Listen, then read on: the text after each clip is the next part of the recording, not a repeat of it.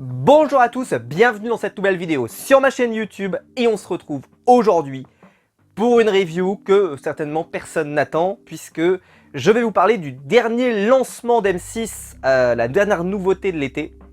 Puisque d'habitude, le programme de l'été pour M6 c'était Pékin Express avec une saison un peu all-star, un peu ce que vous voulez avec des célébrités, peu importe. Mais cette année ils ont décidé de lancer un programme d'access, d'aventure, présenté, on va y revenir, par Stéphane Rothenberg. Le truc s'appelle la route des coffres. Et en fait, le but, c'est on met 3 équipes dans des caravanes qui se déplacent de région en France. Je ne sais pas combien il y aura d'épisodes, j'ai pas réussi à trouver cette info, mais bon, mettons qu'il y en ait quand même un certain nombre, dans lequel ils vont accomplir des énigmes, une épreuve, re-énigme, et au bout de tout ça, va y avoir un gagnant qui va pouvoir choisir parmi ses deux adversaires celui qu'il va envoyer un petit peu en fait au casse-pipe, qui va affronter un nouveau binôme qui lui va pouvoir intégrer la caravane de la personne qui, s'il le bat, intègre le jeu, sinon s'il ne gagne pas, c'est l'équipe qui reste en jeu. Donc on va avoir 3 camping-cars, excusez-moi je tousse un peu, qui vont accumuler de l'argent au fur et à mesure. Et les binômes peuvent changer dans les caravanes mais continuer d'accumuler l'argent des précédents. C'est-à-dire ils continuent d'accumuler de l'argent et au bout du bout, à la fin, peuvent remporter l'ensemble des cagnottes accumulées dans leur caravane. Voilà, donc plus vous arrivez tard dans le jeu, plus vous avez de chance, entre guillemets, peut-être de gagner. À voir, on en reparlera. Enfin on en reparlera sûrement pas d'ailleurs.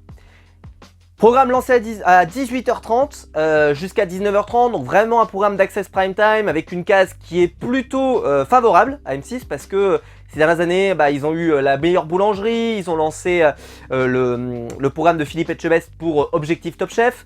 Bref, c'est même le truc de Stéphane Plaza aussi qui marchait bien, où c'était une sorte de battle d'agents immobiliers.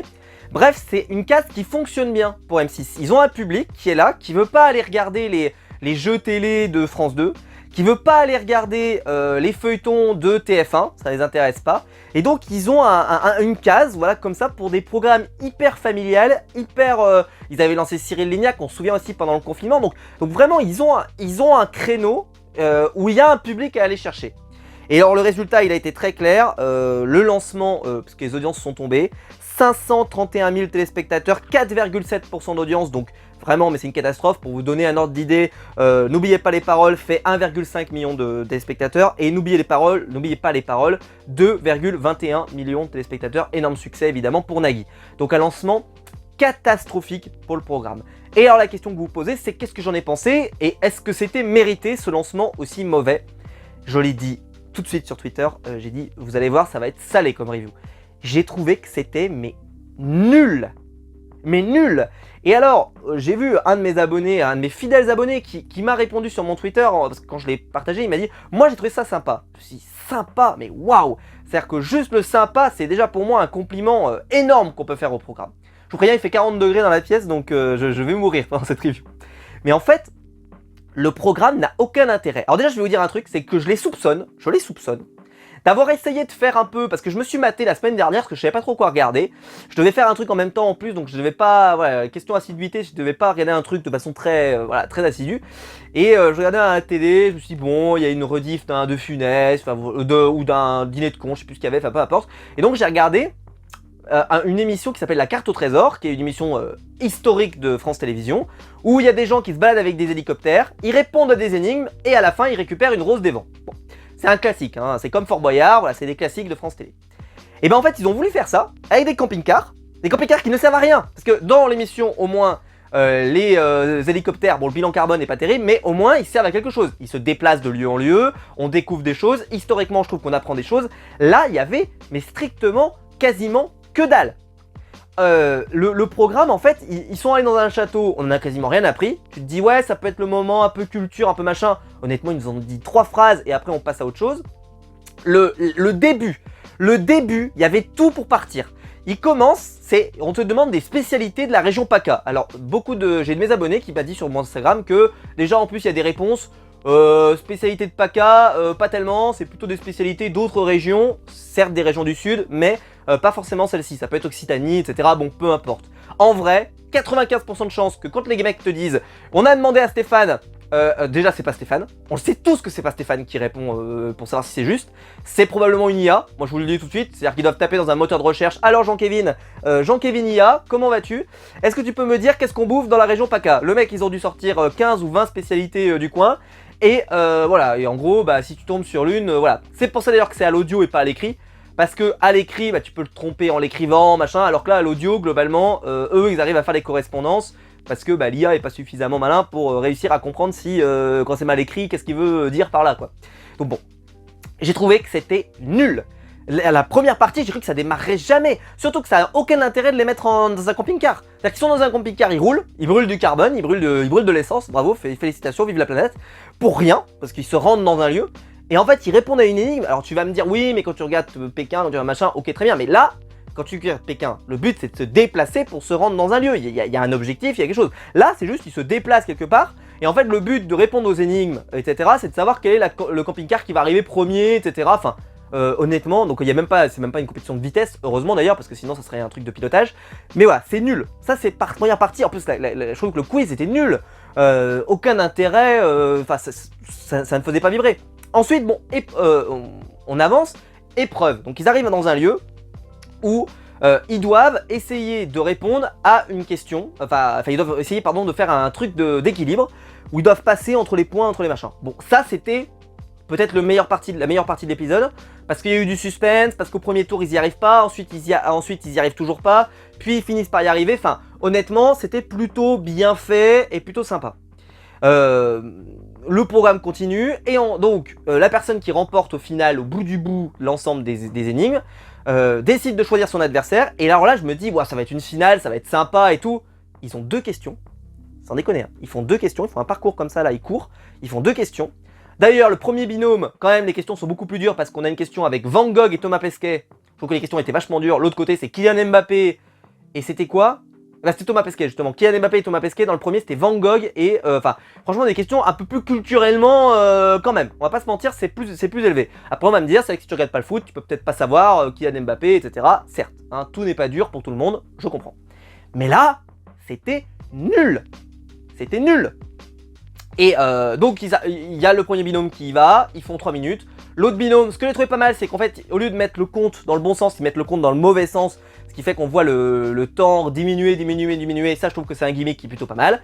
Au final, c'est les 2 garçons qui vont s'imposer et qui vont remplacer et qui vont intégrer le camping-car. D'ailleurs, pour le choix, je trouve que c'est pas mal que ce soit le gagnant qui choisit. Je trouve que ça amène un côté un peu stratégique dans le jeu qui est pas si mal. Ceci étant, l'argument de sortir de dire, en fait, il y a un binôme avec une personne un peu âgée. Et alors l'argument de dire oui, vu que c'est une personne âgée, on va pas l'envoyer. Bon bah si tu fais cet argument tout le long de la compétition, en gros les deux là elles vont aller jusqu'au bout et elles vont gagner. Voilà, non je suis désolé, si elles ont participé et qu'elles sont là pour participer, il y a un moment il faut la traiter comme les autres.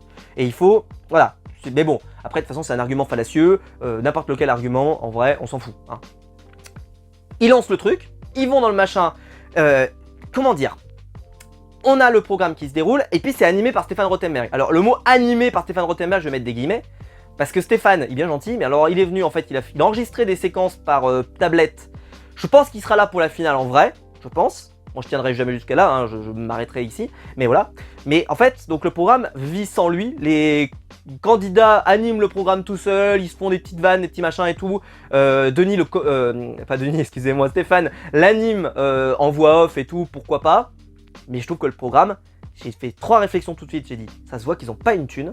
Ils donnent 3000 € par jour à chaque candidat, ce qui fait que c'est un programme qui coûte pas si cher, parce que 3000 € c'est pas si cher pour un programme de quotidienne, même si là vu les audiences, forcément ça va leur coûter cher, mais globalement ça va, parce que 3000 €, tu fais le calcul, voilà, en sachant que à la fin, tout le monde va pas gagner les 3000, c'est-à-dire que, puisque c'est un seul camping-car qui va gagner tout ce qui est gagné.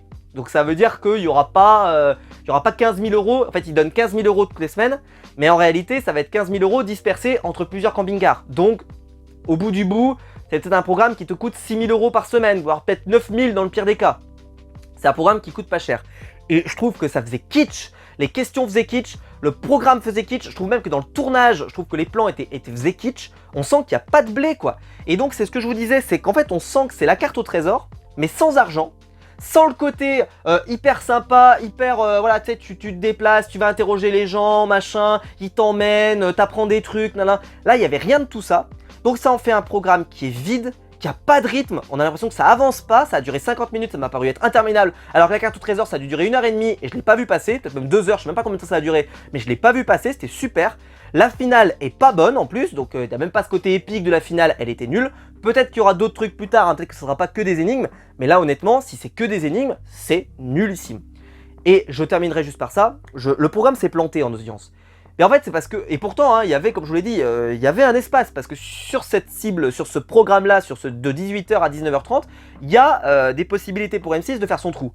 Mais pas avec ça. Ça marchera pas. Est-ce que le programme sera annulé? J'en sais rien. Mais en tout cas, le programme est d'une faiblesse inouïe. C'est ni fait ni à faire, c'est trop faible par rapport à la promesse que c'est. Et voilà, c'est un crash industriel majeur. Je vous le dis, regardez, vous allez voir, regardez la carte au trésor. Honnêtement, c'est quasiment la même chose, sauf que là, ils sont avec des hélicoptères. Le programme est mieux fait, c'est plus intéressant, c'est plus enrichissant pour vous, et vous allez passer une meilleure soirée. Alors ok, c'est un prime time, donc ils ont peut-être plus d'argent. Peut-être que ça, il aurait fallu y mettre plus d'argent, parce que là, ça fait kitsch à mort. On sent qu'il n'y a pas d'argent, on sent qu'il n'y a pas de blé, et non, c'est pas bon du tout. Là, M6, très mauvais choix, parce que d'habitude, les programmes de quotidien, justement, c'est des programmes qui payent pas de mine, pardon. C'est-à-dire que le truc avec la boulangerie, ça coûte pas très cher. Le truc des agents immobiliers, ça coûte pas très cher, etc. C'est pas un qui coûte pas cher, mais par contre, ils font pas kitsch. Là, ça faisait kitsch à mort. Donc franchement, une catastrophe. Je vous le recommande absolument pas. Je pense que c'est un programme qu'il ne faut absolument pas regarder. Voilà. J'espère que la vidéo vous aura plu, je suis en eau, c'est terrible. J'espère que la vidéo vous aura plu. Si c'est le cas, vous pouvez la liker, vous pouvez vous abonner, vous pouvez la partager sur les réseaux sociaux. Il y a le bouton rejoindre ici juste en dessous pour devenir un membre soutien et je vous en remercie. Dites-moi dans les commentaires si vous l'avez regardé ce programme, qu'est-ce que vous en avez pensé, si vous l'avez rattrapé en replay ou pas, si vraiment ça vous a plu ou pas, mais en tout cas je pense que les audiences sont pas bonnes et ça va aller en s'aggravant parce que moi je reviendrai pas évidemment demain soir pour regarder la suite. Et on se retrouve nous de toute façon très vite pour des nouvelles vidéos. Mercredi, au moment où sortira cette vidéo, mercredi à 19h on se revoit pour un live pour l'émission Les Traîtres, où on fera un peu le teasing de l'émission Les Traîtres. J'espère que vous serez nombreux au rendez-vous. On se retrouve très vite. Ciao.